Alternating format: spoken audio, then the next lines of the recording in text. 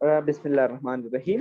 अब next topic हम पढ़ते हैं थर्मोकेमिस्ट्री में, और ये भी काफी इंपॉर्टेंट है, और वो है इंथाल्पी मेजर। इंथाल्पी क्या चीज है और इसको हम कैसे मेजर करेंगे, उसके बारे में हम सिंपल सा इंट्रोडक्शन। बेसिकली इंथाल्पी जो होता है, दिस इज हीट। इंथाल्पी क्या है? This is heat. ठीक है, इंथाल्पी बेसिकली हीट। तो जब ये हीट है तो हम हीट मेजरमेंट क्यों नहीं लिखते हैं, इंथाल्पी मेजरमेंट क्यों लिखते हैं? तो देखिए, this is heat, but this is heat at constant pressure. Pressure. At constant pressure.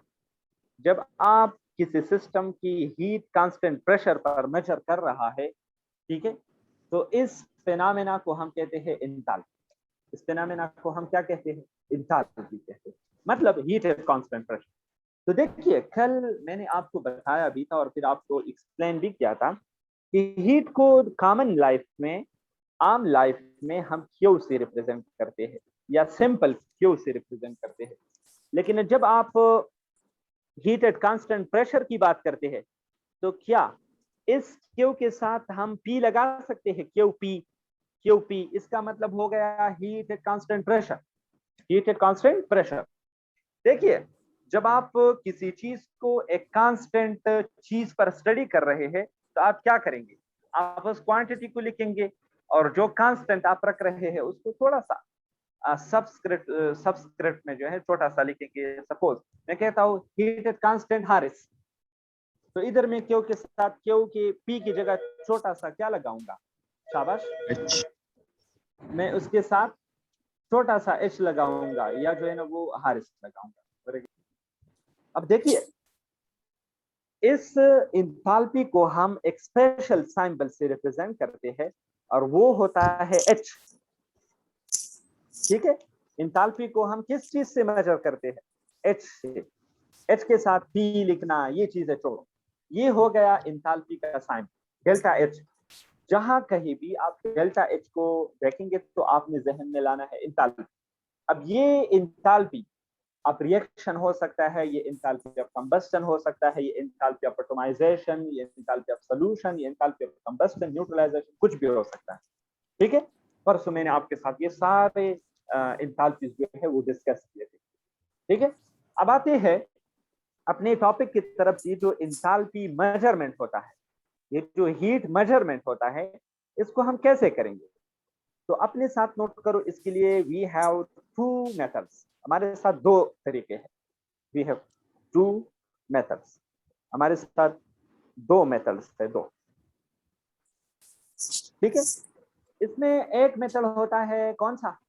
एक होता है डायरेक्ट मेथड, ठीक है, और एक होता है इनडायरेक्ट मेथड। शाबाश।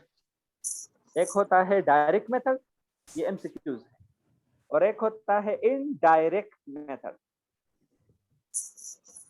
ठीक है, अब ये जो डायरेक्ट मेथड होता है, ये बेसिकली एक्सपेरिमेंटल टेक्निक है। This is basically experimental technique, ये एक्सपेरिमेंटल मेथड है। और ये जो इनडायरेक्ट मेथड है, this is basically theoretical method, ये थ्योरेटिकल मेथड है। देखिए, मैं एंटिटस के हवाले से आपको टीच कर रहा हूँ ये, ठीक है, ये थ्योरेटिकल मेथड है।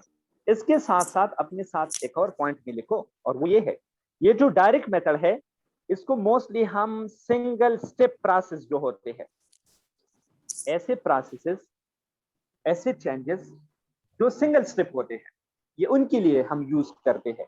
और ये जो इनडायरेक्ट मेथड होता है, या जो थ्योरेटिकल कॉन्सेप्ट होता है, this is use for multi step process. इसको हम मल्टी स्टेप प्रोसेस के लिए यूज करते हैं, जो मेनी स्टेप्स में होते हैं। The most important that is, ये जो डायरेक्ट मेथड होता है, इसको हम कुछ इंस्ट्रूमेंट से कंडक्ट करते हैं, जिस तरह हम कहते हैं ग्लास कैलोरीमीटर, या जिस तरह बम्प कैलोरीमीटर, बम्प कैलोरीमीटर। ठीक है, क्योंकि आपके करिकुलम में ये इंक्लूडेड नहीं है, तो मेरे ख्याल में इधर इसको डिस्कस करना मुनासिब नहीं होगा।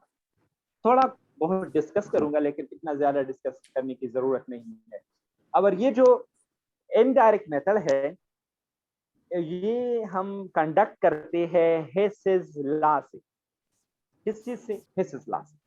काइंडली कीप इन माइंड, या बर्नहेबर साइकिल से। आर, ये दोनों एक चीज है, या बर्नहेबर साइकिल से, बर्नहेबर साइकिल से। काइंडली ये हो गए सारे के सारे आपके साथ इंस्टीट्यूट पॉइंट, आप समझ गए। अब ये जो बॉम्ब कैलोरीमीटर टेक्निक होता है, ये कैसे होता है? सपोज आप वाटर को बॉयल कर रहे हैं, इसके अंदर आप थर्मामीटर लगाएंगे, आप पहले टेम्परेचर को नोट कर चुके हैं, फिर हीट करने के बाद टेम्परेचर को नोट करेंगे। कुछ इक्वेशंस है, उसको यूज करके आप सिस्टम की एंथैल्पी को मेजर कर सकेंगे। अब ये जो हेसिस लॉ है, ठीक है, ये Hess's law, this is a very very simple technique, ठीक है। और इसको यूजुअली हम सिंगल स्टेप के लिए भी इसको हम यूज कर सकते हैं, लेकिन यूजुअली इसको हम मल्टी स्टेप प्रोसेस के लिए यूज करते हैं। ये है सिलसिला। अब ये है सिलसिला क्या कहता है, आइए आगे चल के हम इस